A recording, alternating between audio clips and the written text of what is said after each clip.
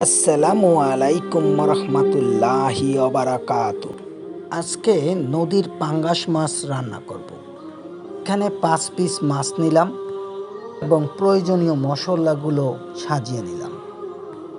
এখন মাছ ও মশলাগুলো একসাথে মেখে 30 মিনিট ঢেকে রাখি। 4টা পেঁয়াজ কেটে নিলাম এবং পরিমাণ মতো কাঁচামরিচ নিলাম। পরিমাণ মতো তেল গরম করে পেঁয়াজ ঢেলে দিলাম।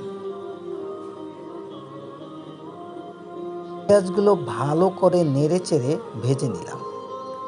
তারপর মাছগুলো পেঁয়াজ তেলের ভিতরে ঢেলে দিলাম এবং ভালো মতো নাড়তে থাকি। 4-5 মিনিট নেড়েচেড়ে একটু পানি দিয়ে দিলাম।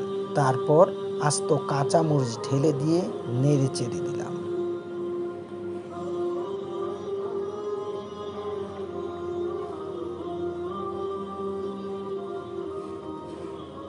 2 মিনিট নেড়েচেড়ে এবার ঢেকে দিই।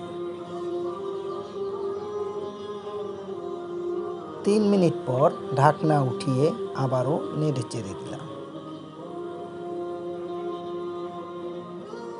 পুনরায় আর একটু ঢেকে দেই এবং 2 মিনিট পর উঠিয়ে পরিবেশন করি। বন্ধুরা, তোমরা সকলে ভালো থেকো, সুস্থ থেকো। আল্লাহ হাফেজ।